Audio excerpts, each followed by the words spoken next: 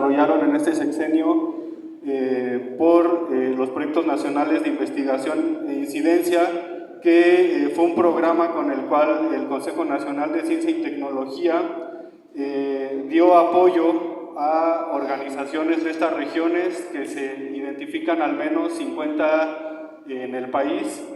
Ya habló el compañero de Tlaxcala, estamos identificadas principalmente 7, pero nos preocupa que al ser la primera zona en ser declarada como de restauración ecológica en lo que va en el sexenio, y la segunda o tercera en el tiempo que lleva existiendo esta ley a lo largo de 30 años, que seamos una mala referencia de cómo se aplica este mecanismo jurídico. Repito, al no considerar la participación integral de las comunidades y de los investigadores que la apoyan. Por otro lado, también manifestamos nuestra preocupación de que sigan aumentando las zonas de sacrificio al impulsar un modelo de desarrollo económico en diferentes partes del país que promueve el despojo, la destrucción, la contaminación, que genera enfermedad y muerte en nuestros territorios. Hablamos particularmente del desarrollo del corredor logístico TEMEX, que se ha anunciado entre el AIFA y la ciudad de Pachuca, que es la capital de nuestro estado, según para duplicar la población de la capital, o sea, de 25 a 50 millones de habitantes de aquí al 2050, lo cual creemos que es completamente inviable y insustentable, y tienen que modificarse estos modelos por proyectos de vida planteados desde las comunidades.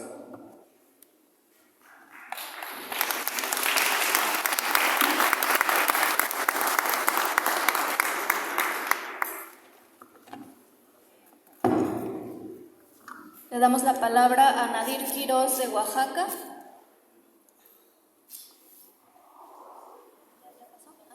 Sí, perdón. Bien. José Jiménez de Tabasco. También ya pasó. Bien. Bueno, vamos a dar lectura al comunicado en contra de la represión. Falta Puebla. Puebla, Oscar Toquero, del grupo promotor de la Contraloría Cuautlalcingo, va a pasar antes que él comunica. Muy bien.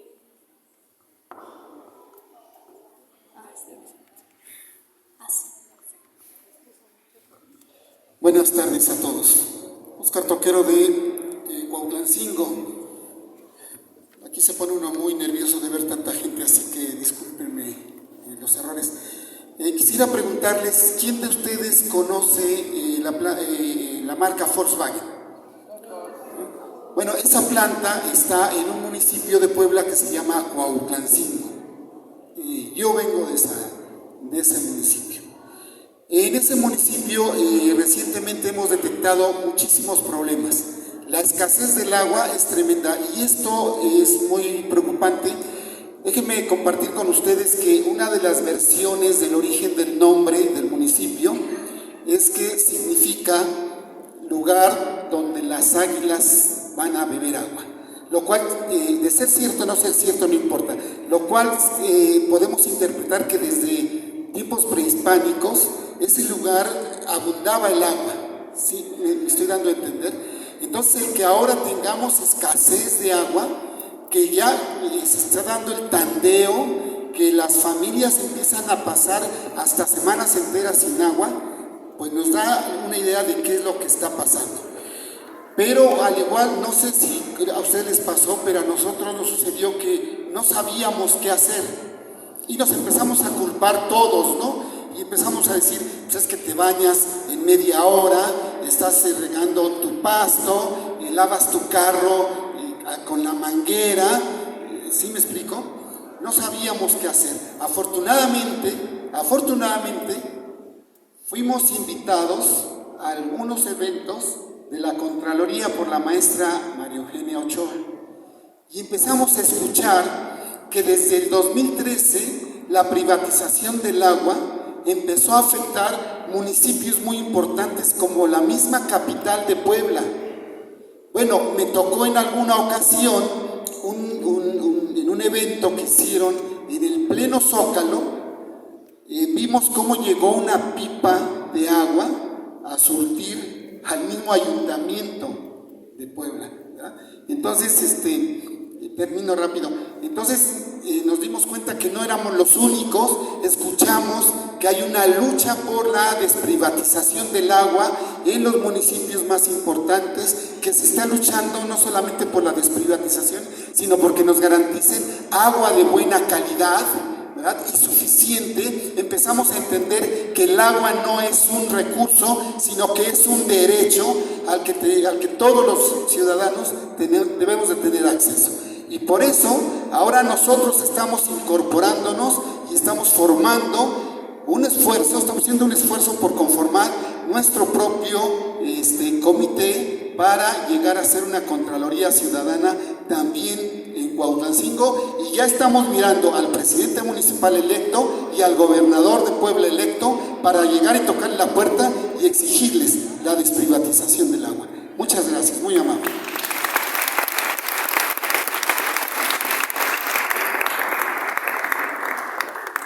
Bueno, vamos a hacer un enlace con el doctor Alfonso Andrés Cortés Lara, que es investigador titular del Colegio de la Frontera Norte de la Unidad Mexicali. Es corresponsable técnico del proyecto Conacit Tocoyani y coordinador de la Contraloría Ciudadana del Agua de Baja California.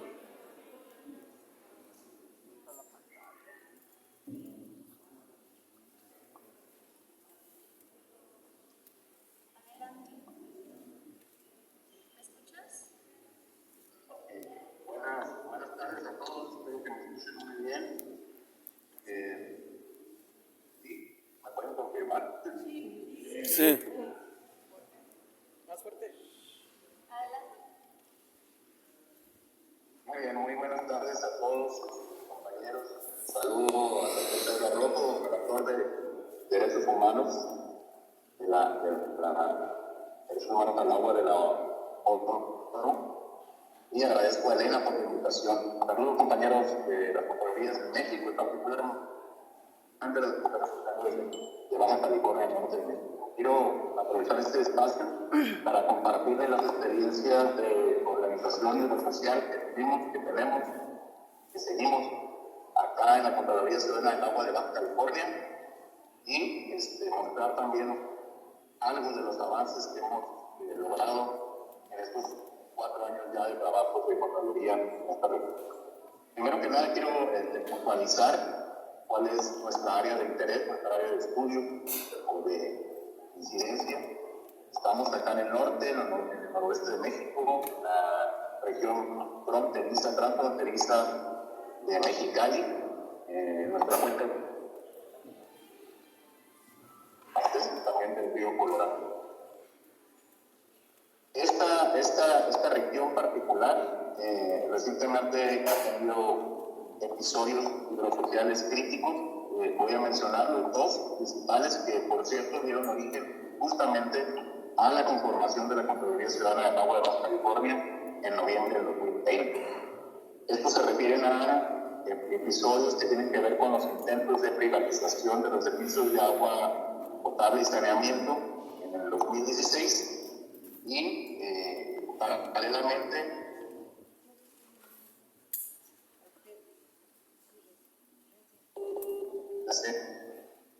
Constellation Brands.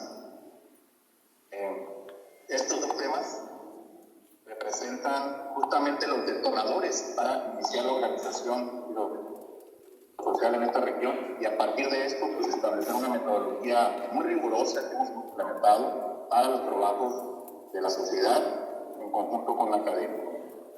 Por ejemplo, nosotros desarrollamos mapas de actores en cada una de las zonas que estudiamos. Baja California, la zona costa, en Baja California también el Valle de Mexicali, en el norte de Monterrey. Por ejemplo, la sección Chihuahua, con problemas críticos transfronterizos, y próximamente estaremos en el área de Monterrey, el área metropolitana de Monterrey.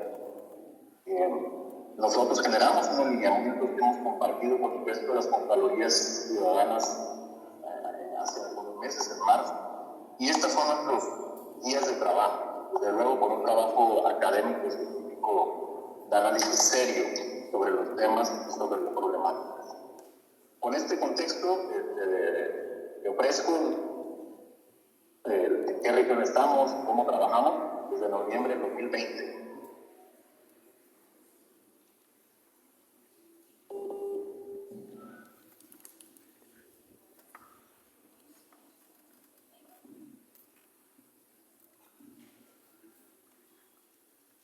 Que son más de 16 colectivos que se dan al agua y desde luego individuos o personas que trabajan de manera individual, también integrantes de la academia, como es el caso de un servidor.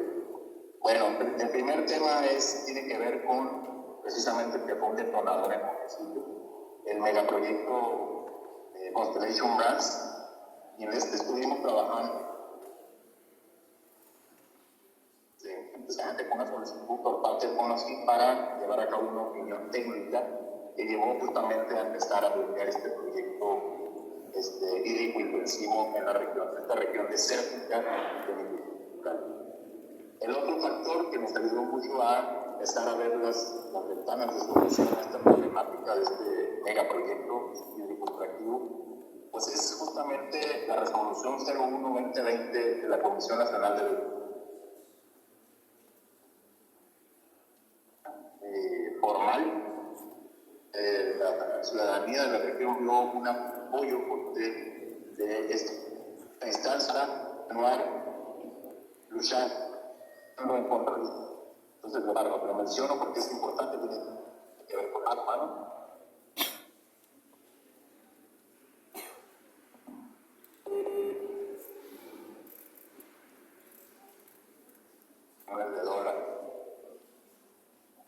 ¿Qué pretende? Aproximadamente 20 millones de metros cúbicos al año.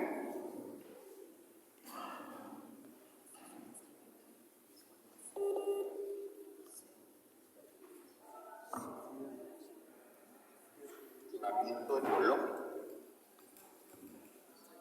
Vamos.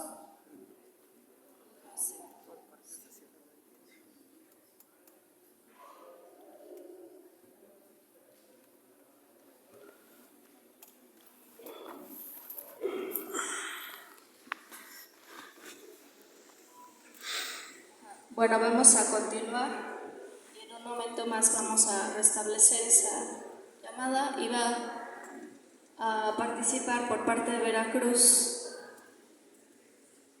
Luisa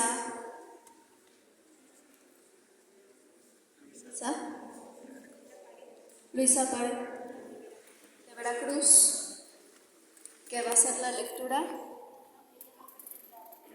Bueno, va a pasar Luis de Veracruz.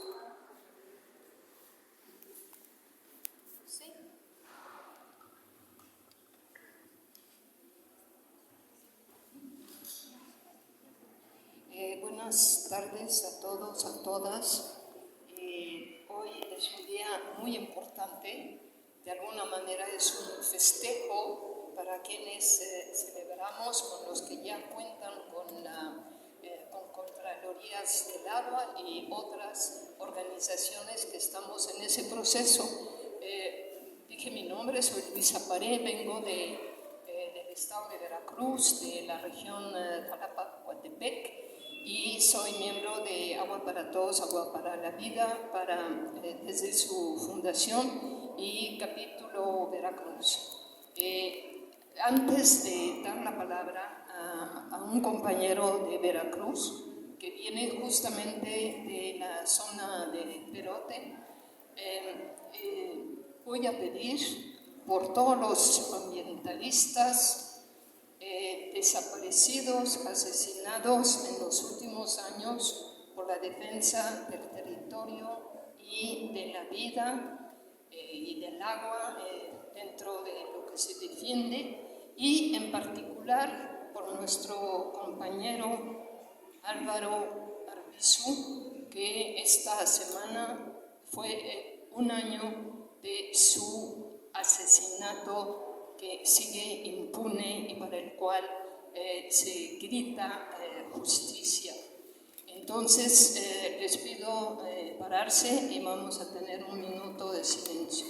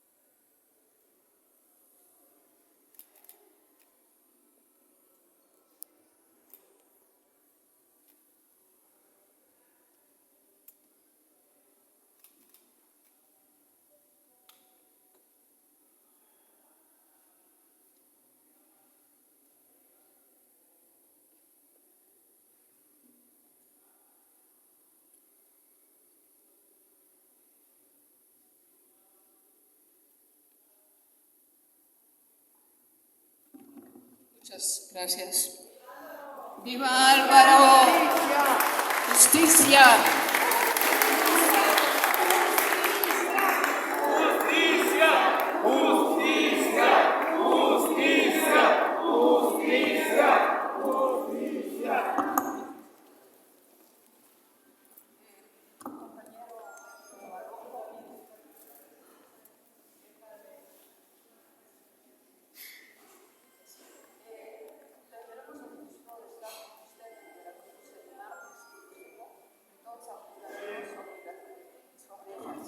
En el estado de Veracruz y le paso la palabra a un compañero por el cual hay elementos informativos que lamentar por una represión no solamente en relación a la industria porcícola o marranera, como yo le digo, en el Valle de Perote, sino por la situación de la represión, una represión donde hay desaparecidos en ese momento y hay 2 personas muertas el día de ayer. Entonces, aquí va a leer el pronunciamiento que ustedes podrán firmar a la salida del evento o por medio digital.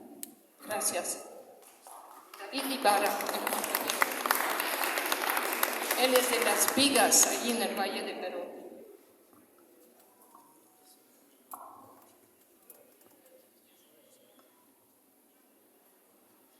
Buenas tardes, compañeras, compañeros, compañeros. Les voy a leer el presente comunicado para las organizaciones y personas que gusten firmarlo. Es el siguiente. Condenamos la represión a defensores del territorio. Organizaciones sociales, defensores del territorio, académicos y ciudadanos nos pronunciamos en contra de la brutal represión que el gobierno del estado de Veracruz ejerció en contra de pobladores de la Cuenca de Libres Oriental que defienden su territorio. Antecedentes. La Cuenca de Libres Oriental es una amplia zona que ha estado recientemente en el objetivo de un nutrido grupo de empresas transnacionales debido a su importancia estratégica derivada de su ubicación privilegiada, así como de la disponibilidad de recursos naturales, principalmente el agua. Ante el asedio de las grandes empresas, los pobladores han defendido su territorio ante la amenaza del deterioro ambiental por el uso de agroquímicos, sobreexplotación de pozos de agua y el desecho de aguas altamente contaminadas, así como el saqueo de sus minerales. Históricamente, los pobladores de la región han denunciado los daños ambientales causados por granjas carro, el uso intensivo del agua potable y el desecho de aguas negras contaminadas con residuos biológicos y químicos se han convertido en un foco de infección para la población, además de hacer cada vez más difícil el acceso al agua para el uso agrícola y doméstico. Hechos. El 20 de junio del 24, un grupo de pobladores de diversas comunidades de la región de la Cuenca de Libres Oriental haciendo uso de su derecho a la libre manifestación y luego de agotar las instancias institucionales, acudió a una manifestación pacífica a la zona ocupada por Granjas Carro. Alrededor de las 12 horas, un grupo de elementos de seguridad pública del estado de Veracruz arribó al sitio donde se encontraban los manifestantes.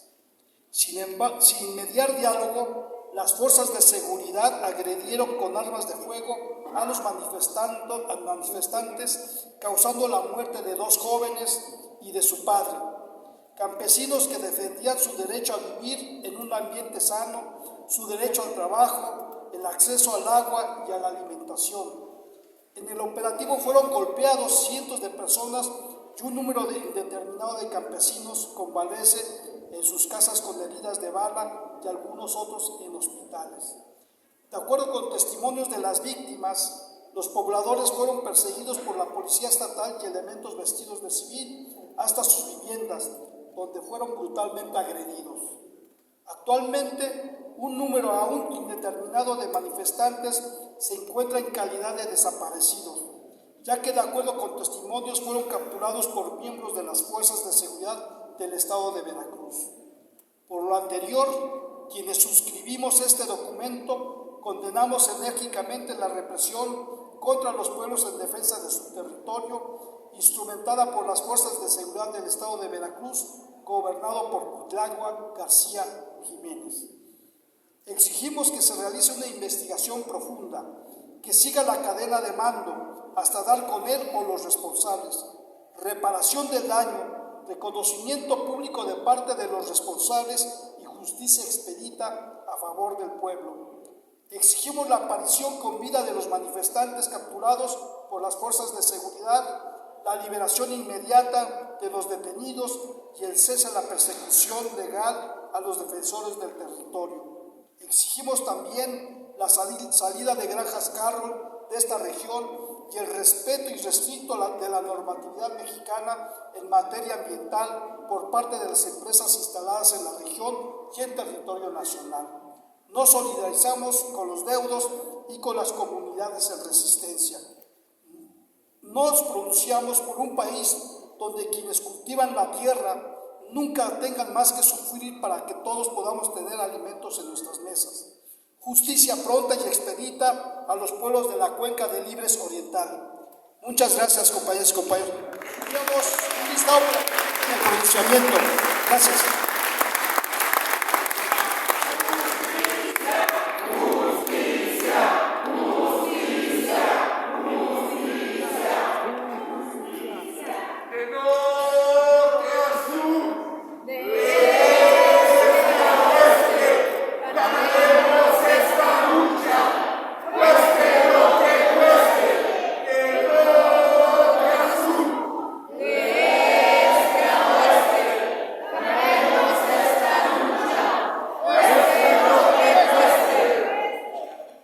Bien, pues vamos a dar la palabra al relator Pedro Arrojo. Antes, vamos a escuchar a Elena, que va a dar una breve introducción para el relator. Bueno, es un honor que nos esté acompañando nuevamente al doctor Pedro Arrojo, que en cada momento de este proceso ha estado allí como testigo de honor, como también ofreciendo consejos, aprendizajes de otros lugares. El doctor Pedro Arrojo es académico, activista, fue parlamentario en el Parlamento Español y desde allí trabajó el derecho humano al agua a nivel internacional. Fundó la Fundación Nueva Cultura del Agua, que ha trabajado especialistas y comunidades juntos para cambiar el modelo de manejo del agua, está cuestionando estos enormes trasvases que se imponen por todos lados y viendo cómo se puede tener un manejo del agua aprovechando la sabiduría de los pueblos en el territorio. Entonces, para nosotros el hecho de que nos acompañe en este momento tan importante en donde ya se va tomando forma la Contraloría a nivel nacional, en medio también de un cambio de gobierno. Es un privilegio, un honor, y estamos sumamente agradecidos por el acompañamiento siempre, Pedro.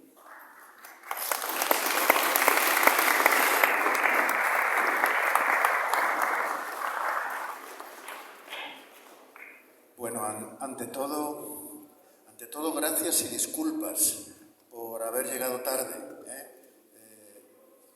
Disculpas particularmente, Elena, pero disculpas a todos ustedes. Esta reunión es impresionante para mí y primero eso, pues llegué tarde porque teníamos reunión en el Parlamento justamente para el tema del reconocimiento de la labor de la gestión comunitaria del agua, ¿no? Y la introducción en una reforma constitucional con diputados, pero bueno, pues llegaron algunos tarde, acabamos saliendo tarde, el atasco de la ciudad es permanente, perdonen. Y perdona particularmente, Elena, que eres la que se está empujando y organizando todo esto. Y detrás de las disculpas, enhorabuena. Esto es impresionante. Yo creo que ustedes son conscientes de lo que están haciendo, pero es impresionante. El trabajo y la dinámica que han hecho de elaborar esa propuesta de ley con un nivel de participación social tan impresionante, yo lo estoy citando, lo he citado ya en varios de mis informes ante la Asamblea General de Naciones Unidas como un ejemplo de participación ciudadana en lo que es la legislación de aguas en un país que, por otro lado, pues aprobó de manera muy positiva que se incorporara esos derechos al agua potable y al saneamiento, no lo olvidemos, en su Constitución, y que al mismo tiempo se comprometió legalmente a que tenía que estar lista esa ley en un año apenas. ¿Pasaron ya cuántos? ¿10 años? ¿O 12? Bueno, no pierdan la esperanza, ya lo veo que no la pierdan. Esa ley saldrá adelante, seguro. Miren, lo primero que voy a decirles es algo que es evidente, casi me da apuro decirlo porque ustedes lo saben. Pero yo creo que quizá no todo el mundo es consciente en toda la profundidad de lo que esto significa. Los derechos humanos al agua potable y al saneamiento no son un buen consejo, no es una buena práctica política, no es algo interesante y justo que deberíamos hacer.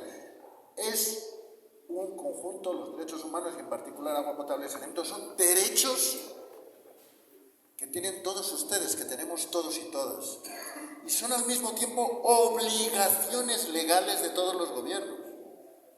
No es que de repente sea una buena práctica política deseable. No, es una obligación. Y como tal obligación, lo primero para que sea realidad es que seamos conscientes de ello. No se está pidiendo un favor. No se está pidiendo que se escuche algo así como una recomendación positiva. No. Se están exigiendo derechos que están reconocidos internacionalmente y que en particular el gobierno, el Estado mexicano, como todos los demás en la comunidad internacional, firmaron, suscribieron y por tanto asumieron esas obligaciones. Por tanto, está en la Constitución esa ley. Yo creo, lo hablé la última vez que vine con el presidente, con López Obrador, tuvimos un cuartito de hora hablando y yo le insistí, yo sé que en ese momento ya, acabando legislatura, es muy difícil, pero iniciando legislatura, con toda la fuerza que le han dado ustedes al nuevo gobierno que va a entrar, es el momento. Lo que no se haga al principio será más difícil luego, pero ahora es posible. Yo creo que se está en un muy buen momento y que ustedes hagan esta reunión, organicen el país de nuevo en torno a estas cuestiones. Yo me gustaría, se lo digo ya por delante, pero depende, háganse las gestiones pertinentes, no vendré aquí imponiendo nada. Me gustaría venir a celebrar el Día Mundial del Agua del año que viene, el 22 de marzo, visitando México y pidiéndole a la presidenta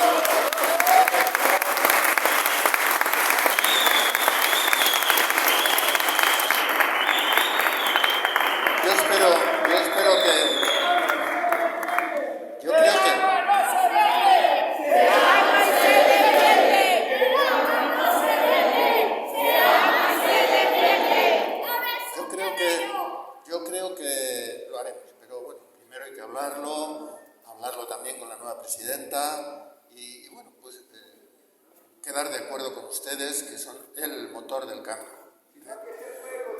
Miren, hay tres cuestiones clave que yo estoy citando, las voy a citar en el próximo informe ante la Asamblea General. Lógicamente son informes globales y México suele aparecer porque es un país, primero, potente, poderoso, importante en el mundo, que marca liderazgos en muchas cosas o puede marcarlos en América Latina, un país muy querido para mí.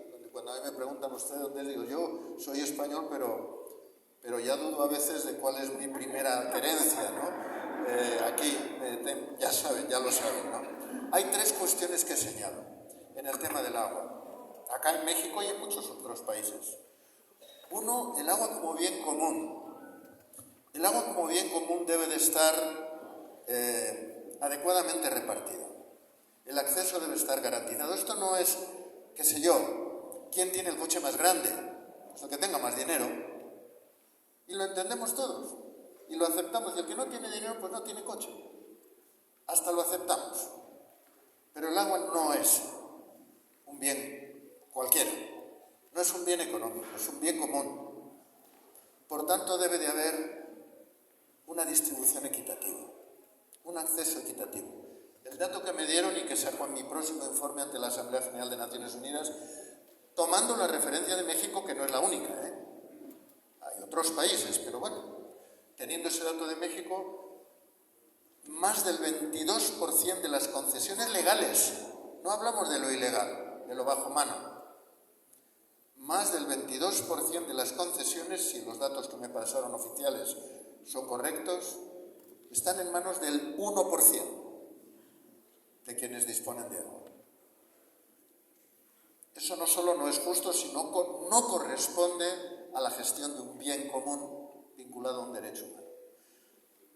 La segunda cuestión fundamental, y se habla mucho, es de la disponibilidad de aguas para, en este caso, los derechos humanos. Miren, la disponibilidad depende de la prioridad. Es decir, vivimos en el planeta agua. Que tengamos 2.000 millones de personas sin acceso al agua potable en el planeta agua es una vergüenza planetaria. Pero no es por escasez. La inmensa mayoría de esos 2.000 millones de personas, de los cuales aquí hay una porción, vamos a decir, importante, no son personas sedientas, sin agua en sus entornos de vida. Son personas extremadamente empobrecidas, brutalmente empobrecidas, que viven junto a ríos o sobre acuíferos contaminados o apropiados por intereses poderosos que los apropian por delante de lo que son los derechos humanos. Luego, por tanto, la cuestión clave cuando hablamos de derechos humanos es prioridad. Miren, satisfacer los derechos humanos al agua potable y saneamiento, Naciones Unidas dice, por ejemplo, la Organización Mundial de la Salud, entre 50 a 100 litros por persona y día. Bueno, eso no es ni el 5% del agua que sacamos de los ríos y los acuíferos, ni el 5%. Ningún acuífero, ningún río se secará por sacarle solo el 5% de lo que le estamos sacando. Luego, si le damos la prioridad que corresponde a los derechos humanos, no puede haber escasez para el derecho humano. No puede haber escasez ni de presupuestos ni de agua para los derechos humanos. Yo comprendo que puede haber escasez frente a la ambición humana, qué sé yo, de hacer más y más millones de hectáreas de regadío. Al final será escasa el agua, haremos escasa el agua, o que haya escasez para satisfacer, vamos a decir, nuestra ambición infinita, sobre todo los más poderosos. Pero, ¿escasez para los derechos humanos? No. Eso significa que no le hemos dado, no se le ha dado la prioridad que le corresponde. Yo digo, fíjese, incluso la escasez, yo digo, esta mañana hablaba, venían personas de las comunidades con problemas, que tienen que ir las mujeres a resolver ese problema, gastar horas y horas de su vida en traer agua potable porque no tienen. Y yo digo, esas personas son muy pobres. ¿Cuál es su prioridad? Que haya agua en casa. Son muy pobres, sí, pero esa es la prioridad. Bueno, pues a nivel de un Estado, a nivel de una ciudad, a nivel del mundo, esa prioridad tiene que ir por delante de las demás. No se puede aceptar decir, no, es que no hay suficiente agua porque se necesita para muchas cosas. No. La prioridad es esa. Yo suelo decir incluso una cosa. Ni siquiera la pobreza justifica no atender la prioridad. Y la prueba la tenemos en los hogares más humildes, más pobres, en donde esa prioridad se ejerce por delante de todo lo demás. Yo lo decía también en la reunión anterior. Miren, yo no estoy orgulloso de ser español ni de ser europeo, me avergüenzo muy a menudo de muchas cosas que hemos hecho y que hacemos. Pero fíjense, en mi país y en otros países podríamos poner, cuando éramos bastante más pobres, que lo es México ahora, bastante más pobres, las fotos eran en blanco y negro, bastante más pobres, en un momento determinado se dijo, no, prioridad, la fuente pública, potable y gratuita en la plaza de cada pueblo, de cada barrio, de cada distrito. Antes que asfaltar las carreteras, antes que poner luz en las calles. Fíjense que son cosas muy importantes, pero es que el agua es la vida. Entonces, eso primero, y eso se hizo. Y éramos pobres como las ratas. Pero si es prioritario, se hace y se puede hacer. Y además es una obligación de los estados. Fíjense, cuando decimos que no hay, y pregunto, bueno, a ver cómo resolvemos esto, aquí y en otros lugares. Y digo, ¿cuántas fugas hay en las redes urbanas? Y me dicen, 40, 50, 60. Y entonces, ¿cuál es la solución? Digo, pues vamos a traer otro trasvase de lejos. Digo, vamos a ver, si su niño o su niña un día me vienen y me dicen, oye papi, mira que me tienes que dar, allí le llamamos la propina del domingo, aquí le llaman el domingo, ¿no? Me tienes que dar el doble de domingo. Y digo, ¿por qué? No, porque mira, se me rompieron los bolsillitos y se me cae la mitad del dinero, se me cae, entonces dame el doble. ¿Qué haremos? ¿Le daremos el doble o le cosiremos el bolsillo? ¿Cómo puede ser que estemos pidiendo más cuando perdemos el 50% de un agua que nos cuesta mucho traer, que cuesta mucho depurar, que cuesta mucho sanear? Ahora vengo de Guadalupe, una isla que se presenta y es formalmente territorio europeo, francés. Todas las comillas que quieran. Ha estado privatizado el agua durante 50 años por empresas privatizadoras de las grandes europeas. En un momento determinado se han ido, han hecho firmar, que no sé por qué han firmado a los alcaldes que no protestarían, se han ido y han dejado una red con 60% de fugas. 60% de fugas significa que para perder menos agua, como aquí, ¿qué se hace? Pues tandeo. Se va quitando la presión de la red, a lo mejor hay solo un 10% de la red con presión, entonces estás ahorrando el 90% de las fugas. No, el 90% del 50% es mucha agua, es lógico que se haga. Pero ¿qué pasará? Imaginen ustedes qué hay alrededor de una fuga. ¿Qué habrá alrededor de la fuga? Barro. Y allí cerca pasa la cloaca. ¿Qué pasa cuando quitamos la presión de la red? Que se producen intrusiones contaminantes sistemáticas. Una red en tandeo con ese nivel de fugas es una red que no puede suministrar agua potable. Y eso es lo que pasa en Guadalupe y eso es lo que pasa aquí. No podemos acostumbrarnos a eso. No puede ser decir, no, es que el agua de las redes por definición es no potable. ¿Cómo que es no potable? En muchos países, el alcalde de una ciudad en donde el agua no se pueda beber en el grifo sistemáticamente, va a la cárcel.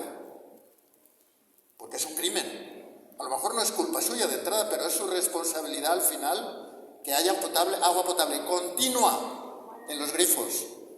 Ese es su derecho. No se acostumbren a no tenerlo. Es su derecho. Sé que no se podrá hacer en un día ni en dos. Pero se tiene que conseguir. Esto no es cosa de ricos. Esto es derecho de todos y todas. aquí, en China, en Vietnam, en Singapur y en Madrid. Y es factible, y estamos hablando de un país poderoso como es México.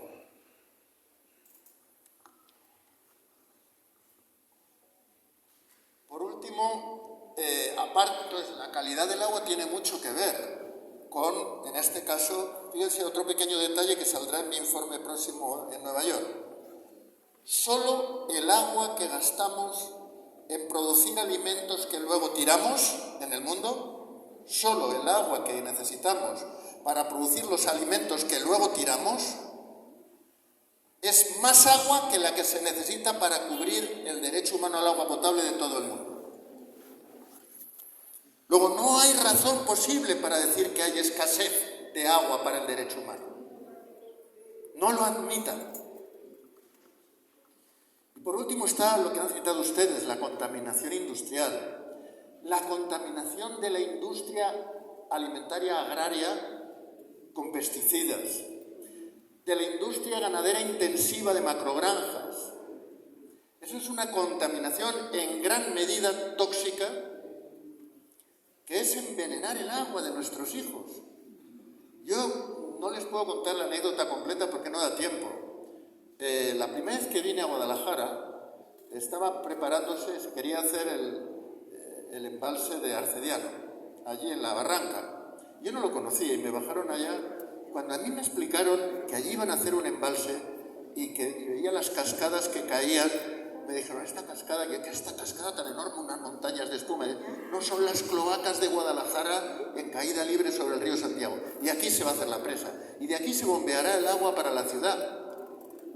No puede ser. ¿Cómo pueden hacer esto? No, interceptaremos, me decía un ingeniero, nos llevaremos el agua sucia un poquitín más adelante. Y me decía otro, no, pero hay 1000 y pico empresas que tienen vertido directo. Son aguas tóxicas. Y en ese momento me vino en la televisión y me dijo, ¿qué opina de esto, señora Rojo? Y yo le dije, mire, estoy en colapso cerebral. Déjenme un poquito, yo mañana en la charla que voy a dar en el ITESO voy a hablar de esto. Y pasé la noche pensando, ¿no? Y a la noche siguiente les hice una apuesta que se la transmito a ustedes. Dije en la sala, que estaba llena de gente, miren, yo les hago una apuesta. Una cena en el restaurante mejor de la ciudad. Yo les hago la apuesta de que México será un país líder en el mundo en la recuperación y conservación de sus ríos. Y se oyó un murmullo diciendo, este pobre español ha bebido agua del río Santiago y ya tiene el cerebro en descomposición. Dije, no, yo les voy a explicar por qué voy a ganar. Espero vivir lo suficiente para ganar la apuesta. Miren, México es el único gran país de los que yo conozco que por razones que en este caso creo que no fueron culpa de los españoles, otras muchas cosas sí, tienen sus máximos núcleos de población en mitad del continente. Este uno de ellos, Guadalajara otro. Cuando esos núcleos de población masiva están en la costa, como pasa en muchos lugares del mundo, la desalación de agua marina es una opción, que vale $0,5 metro cúbico. Metro cúbico son 1000 litros. Bueno, se puede hacer. Ustedes no podrán. Hay centro, está Madrid, pero fuera de Madrid, Barcelona, Málaga, las grandes están fuera. Pero me refiero, aquí las poblaciones son mucho más grandes y tienen ustedes más población casi que toda España junta. Pero bueno, lo que me refiero entonces es, dije, ustedes no tienen más que una solución y tarde o temprano la pondrán en marcha. Hacer las paces con sus ríos. No queda otra. Y la harán. Y es posible. Lo hemos hecho otros países antes, por necesidad. No porque seamos ecologistas, sino por pura supervivencia. Y lo harán, y yo ganaré mi apuesta. Pero es un desafío, no vendrá solo. Habrá que pelearlo. Y la gente lo está peleando, ¿no? Miren, cuando se habla, por tanto, de grandes obras hidráulicas, de grandes trasvases, no digo que no puedan resolver ciertos problemas, pero yo he trabajado mucho el tema. Ni son rentables económicamente, si no ya los habrían hecho. Se habría encargado el BBV, se habría encargado el capital privado. Si fuera tan rentable ya lo habrían hecho. Esto se hace con capital público, con dinero de todos y todas, y bueno, como digo yo en España, si paga el rey, así cualquiera, ¿no? Bueno, no es rentable. Yo he hecho estudios, no les voy a entretener con el tema. Pero sobre todo es que no es la prioridad. La prioridad es coser el bolsillo por el cual se te va el 50% del agua y desarrollar ese desafío de hacer las paces con nuestros ríos. Por último, yo esta mañana he estado tratando el tema, y es uno de los temas que más me preocupa, el tema de los sistemas comunitarios. Buena parte, y dediqué 2 informes el año pasado, no, el anterior, y este año vuelvo a la carga. Buena parte de la población en situación de empobrecimiento y de vulnerabilidad son pueblos indígenas y comunidades rurales o pescadoras, campesinas, empobrecidas. Bueno, los pueblos indígenas, ante todo cuando hablo de pueblos indígenas, lo primero que debo hacer como español es pedir perdón. Pedir perdón por las brutalidades y las injusticias que provocaron mis ancestros. Pedir perdón.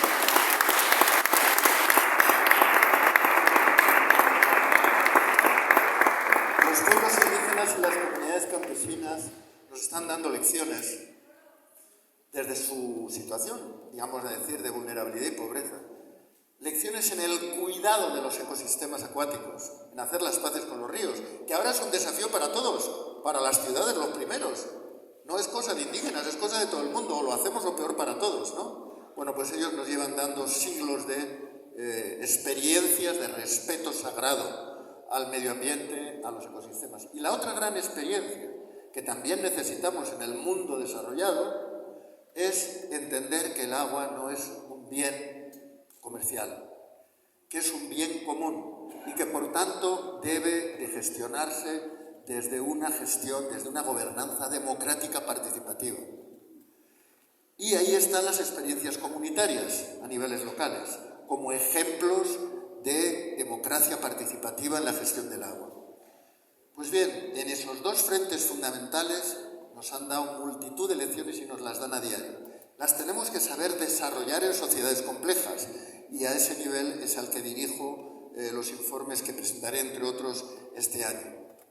En todo caso, América Latina en eso también está avanzada, en haber preservado esas redes de acueductos comunitarios o de sistemas comunitarios, que lo que necesitamos ahora es darles reconocimiento y apoyo, que era lo que se está intentando con esa reforma constitucional, o lo que ustedes también intentaban o intentan con la nueva ley que tiene que salir adelante, ¿no? Ahí están también los colombianos con una ley propia en esa misma dirección, en la que, fíjense, si yo fuera un gobierno progresista como el que van a tener o como el que han tenido y tienen, a mí me dijeran, como decimos en España, el marrón en el sentido de un desafío muy difícil que se tiene en esas comunidades dispersas, millones de personas, más de 20 millones de personas en México, viviendo en esas condiciones, y que me dijeran, oye, no, pero hay una red de acueductos comunitarios, una red de organizaciones que se ponen manos a la obra y que lo están haciendo. Yo rápido diría, a Palacio Gobierno, tráiganmelos rápido ya a los representantes de esa red, porque van a ser colaboradores fundamentales, porque la responsabilidad al final de ese derecho humano es mía, es del gobierno. ¿Qué tengo? Una red de gente trabajando, dejándose la piel, en gran medida con las mujeres por delante, que son las que han asumido el compromiso de manera más fuerte y más directa. Rápido. Una comunicación con ellos. Y ahí ustedes lanzan esa idea que yo la voy a reflejar. Había metido a los colombianos, pero voy a meter también su propuesta de esa estrategia de partenariado público-comunitario. Respeto a la gestión comunitaria desde arriba, pero al mismo tiempo apoyo subsidiario. Porque al fin y al cabo es la responsabilidad central de esos derechos humanos. Entonces, esa alianza público-comunitaria es una idea que estoy defendiendo en Naciones Unidas, y voy a citar de nuevo a México en ese tema. Adelante con esa cuestión. Esa es una alianza que el gobierno tiene que ver como alianza. Y por último, miren, último comentario que les quiero hacer, que además estoy cansado y seguramente no estoy diciendo todo lo afortunado que querría en decir las cosas que me gustaría decir. El relator, Naciones Unidas, tiene una fuerza moral, si se quiere, pero Naciones Unidas le hemos dado la posibilidad en determinados momentos de la historia de generar consensos mundiales para hacer ciertas normas de gobernanza global como son los derechos humanos. Al fin y al cabo son normas de obligado cumplimiento, pero jamás le hemos dado a Naciones Unidas las palancas para hacer ejecutiva esa legislación internacional. De manera que quien tiene el poder para hacer cumplir o no, son los propios gobiernos, que son juez y parte. Claro, de esa manera las cosas no van demasiado bien, pero tenemos que tener en cuenta eso. No esperen del relator milagros porque no los puedo hacer. No los puede hacer el secretario general, cuando menos un relator. Pero un relator tiene la posibilidad de dar visibilidad, dar potencia argumental a su lucha. Y eso me lo deben de exigir y yo lo debo de cumplir.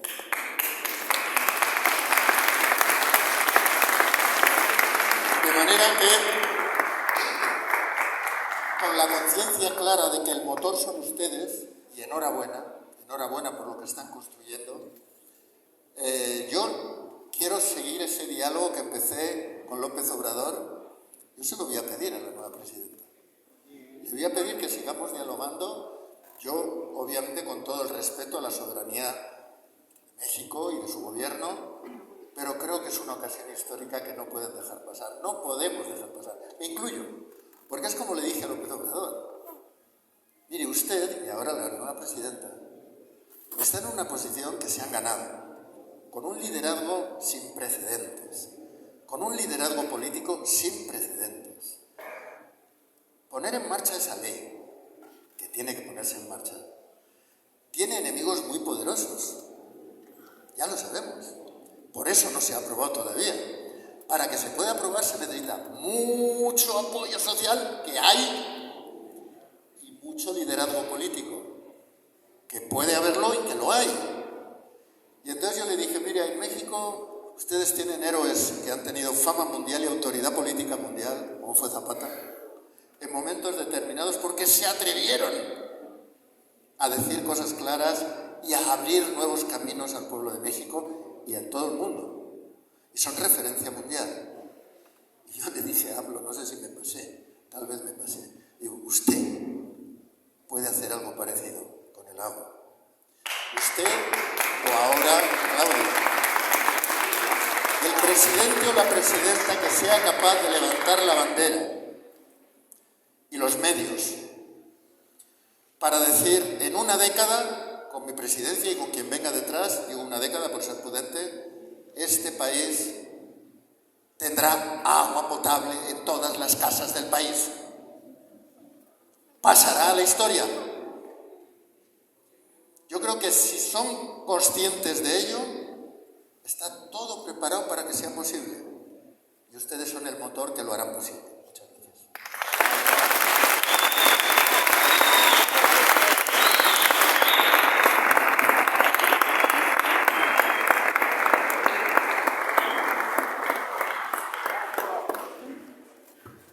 Compañeros, no hay que claudicar. Estas palabras de este compañero que viene representando a la ONU, que nos sirvan a nosotros. A mí, yo me voy con ese ánimo a pintar, a trabajar.